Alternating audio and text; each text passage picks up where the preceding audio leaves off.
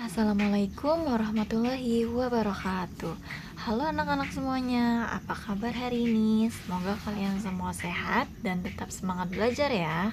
Pernah gak sih kalian memandangi langit yang luas atau mendengar suara air mengalir di sungai? Atau mungkin melihat pelangi setelah hujan turun? Indah banget kan? Tapi pernah gak kita bertanya siapa yang menciptakan itu semua? Nah, pada pembelajaran kali ini kita akan sama-sama belajar tentang Islam dan konsep alam. Kita akan mengenal bagaimana Islam memandang alam, apa fungsi alam sebenarnya, dan apa tanggung jawab kita sebagai manusia terhadap ciptaan Allah ini. Yuk kita mulai pelajaran hari ini dengan membuka hati, pikiran, dan rasa ingin tahu. Alam semesta yang kita lihat dan rasakan setiap hari seperti langit, bumi, air, udara, tumbuhan, dan hewan adalah bagian dari ciptaan Allah yang begitu menakjubkan. Dalam Islam, alam tidak hanya dipandang sebagai tempat tinggal manusia, tetapi juga sebagai bukti nyata kebesaran dan kekuasaan Allah. Segala keteraturan dan keindahan yang ada di alam menjadi tanda-tanda bagi orang-orang yang berpikir. Penciptaan langit, bumi, matahari, bulan, air, tumbuhan, hewan, dan seluruh makhluk adalah bentuk nyata kekuasaannya. Semua berjalan dengan hukum yang sangat teratur yang tidak mungkin terjadi tanpa Sang Pencipta. Allah berfirman dalam Quran surat Al-A'raf ayat 54 yang artinya, sesungguhnya Tuhan kamu ialah Allah yang menciptakan langit dan bumi dalam 6 masa. Kemudian dia bersemayam di atas arsy. Dalam Islam, alam punya fungsi dan tujuan yang sangat penting dalam kehidupan kita. Yuk kita pelajari 3 diantaranya. Yang pertama, sebagai rumah bagi seluruh makhluk hidup. Alam adalah tempat tinggal kita, bukan hanya manusia, tapi juga hewan, tumbuhan, bahkan mikroorganisme.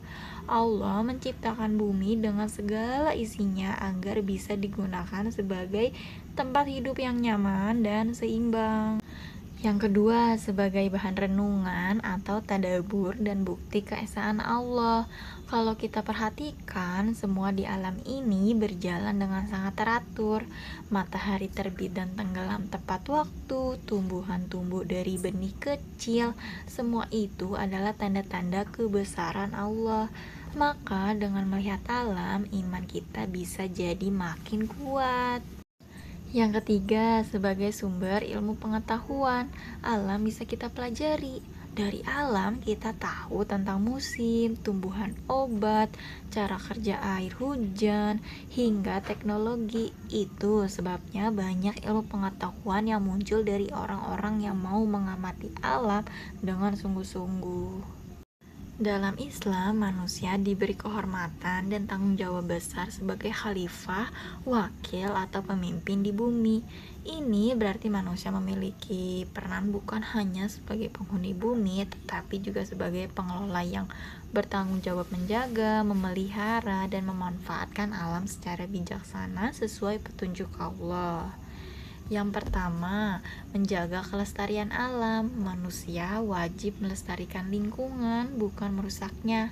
Air, tanah, udara, hutan, dan makhluk hidup lain harus dijaga keseimbangannya agar tetap bermanfaat bagi generasi sekarang dan yang akan datang. Allah berfirman dalam Quran surat Al-A'raf ayat 56, dan janganlah kamu membuat kerusakan di muka bumi setelah Allah memperbaikinya.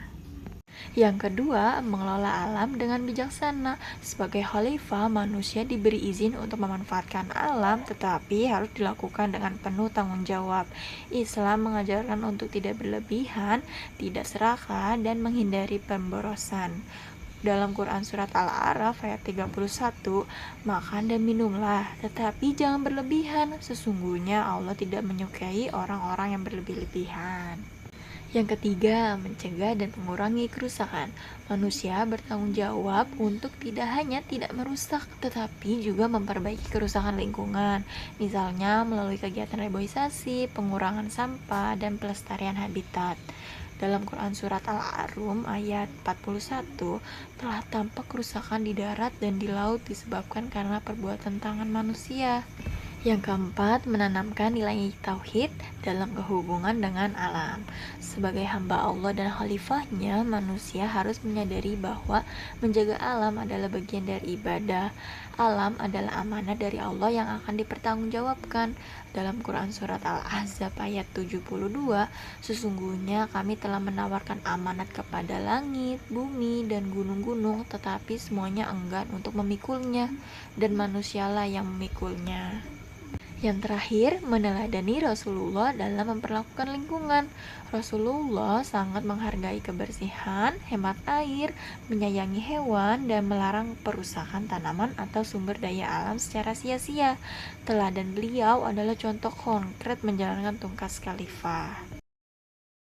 Dengan memahami bahwa alam adalah ciptaan Allah yang penuh makna dan bahwa manusia ditunjuk sebagai khalifah di bumi, kita menyadari bahwa menjaga dan memelihara lingkungan bukan hanya kewajiban sosial, tetapi juga bentuk ibadah dan tanggung jawab keimanan. Sekian pembelajaran hari ini. Terima kasih telah memperhatikan. Sampai ketemu di lain kesempatan. Wassalamualaikum warahmatullahi wabarakatuh.